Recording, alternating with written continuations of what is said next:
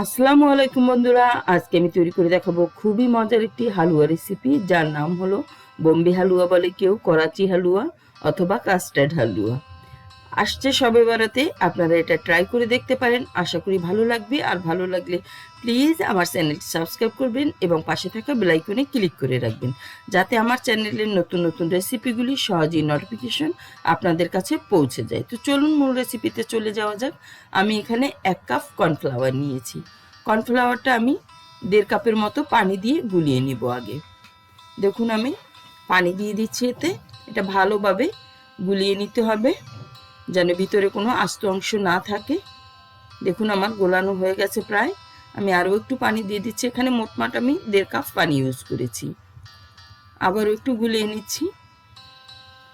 এখন আমি চুলে একটা প্যান বসিয়ে দিয়েছি। এতে দিয়ে দিচ্ছি 1.25 কাপের মতো চিনি। চিনিটা আপনারা কম বেশি করতে পারেন, তবে 1.5 কাপের কম করা যাবে না।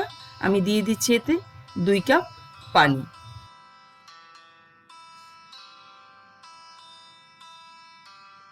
আমি চিনিটা গুলিয়ে নিচ্ছি। দেখুন দিয়ে দিচ্ছি স্বাদ মতো লবণ। যদি আপনারা মিষ্টি জিনিসে লবণটা পছন্দ না করেন তাহলে স্কিপ করতে পারেন। দিয়ে ভালোভাবে নাড়িয়ে নিচ্ছি। দেখুন এটা যখন ফুটে আসছে ঠিক সেই মুহূর্তে আমি দিয়ে দিচ্ছি গোলানো কর্নফ্লাওয়ার। কর্নফ্লাওয়ারটা দেওয়ার সময় অবশ্যই নাড়িয়ে নিতে হবে, নাহলে নিচে জমে থাকবে।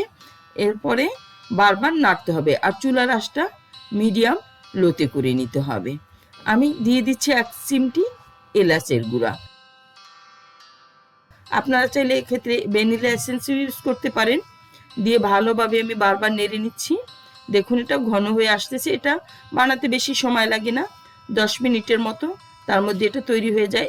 আমি দিয়ে দিচ্ছি অরেঞ্জ ফুড কালার। ফুড কালারটা আপনারা আপনাদের পছন্দ মতো দিবেন। যদি গাঢ় পছন্দ করেন তাহলে একটু বেশি দিবেন, আর আমার মতো হালকা পছন্দ করলে এরকমই দিয়ে নেবেন। দিতে হবে ঘি। আমি 4 টেবিল চামচ মোটমাট এখানে ঘি দিয়েছি, আস্তে আস্তে করে। একসঙ্গে আমি ঘিটা দেইনি। দিয়ে নাড়িয়ে মিলিয়ে আবার দিতে হবে। এরকম করে আমি 4 টেবিল চামচ ঘি মিলিয়ে দিয়েছি। আপনারা চাইলে সাদা কালারও রাখতে পারেন, চাইলে অন্য কোনো কালারও এখানে মিক্স করতে পারেন, যার যার পছন্দ বা স্বাদ অনুযায়ী। দেখুন ঘি আমি কিভাবে দিয়ে নিচ্ছি, আস্তে আস্তে করে 1 টেবিল চামচ করে দিয়ে নিচ্ছি। আমি দিয়ে দিচ্ছি এখানে গোলাপ জল।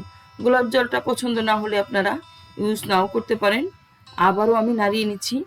দেখুন এটা অনেকটাই ঘন হয়ে আসছে।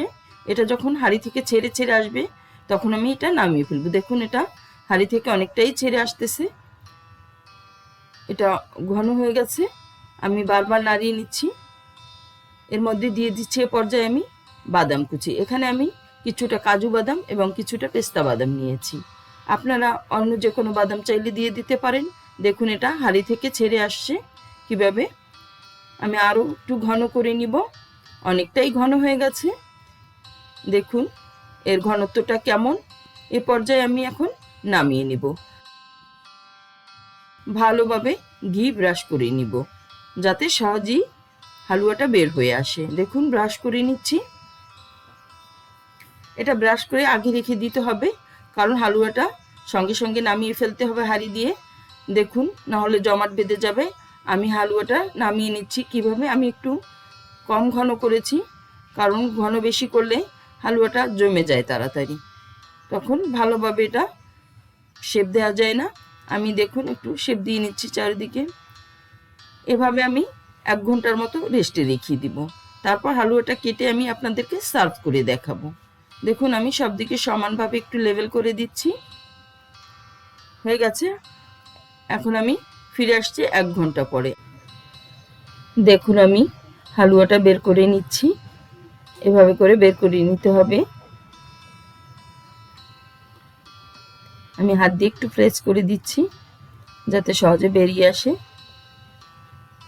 দেখুন একদম সুন্দরভাবে বের হয়ে গেছে। আমি এখন একটু কেটে সার্ভ করে আপনাদেরকে দেখাবো এটা কেমন হয়েছে। আমি কেটে নিচ্ছি। বাদামগুলিও সুন্দরভাবে বসে গেছে হালুয়ার উপরে। এটা খেতেও খুবই মজার এবং খুব সহজেই তৈরি করা যায়। আশা করি রেসিপিটি আপনাদের কাছে ভালো লাগবে, আর ভালো লাগলে বাসায় অবশ্যই ট্রাই করবেন এই সবে বরাতে। তো বন্ধুরা আমি কেটে নিচ্ছি। আপনারা চাইলে যে কোনো শেপ দিয়ে কেটে নিতে পারেন। আমি একটু লম্বা লম্বা করে কেটে নিব। আপনাদের পছন্দ মতো শেপে আপনারা কেটে নেবেন। এটা খুবই সফটও আছে। আমি এখন একটা সার্ভিং ডিশে দিয়ে দিচ্ছি। দেখুন, আমি একটু দেখিয়ে দিচ্ছি এটা কেমন সফট হয়েছে। দেখুন। তো বন্ধুরা, আমার রেসিপিটি ভালো লাগলে লাইক দিবেন, প্লিজ আমার চ্যানেলটি সাবস্ক্রাইব করবেন, এবং যারা সাবস্ক্রাইব করে দিয়েছেন তাদেরকে অসংখ্য ধন্যবাদ। সবাই খুব বেশি ভালো থাকবেন। আল্লাহ হাফেজ।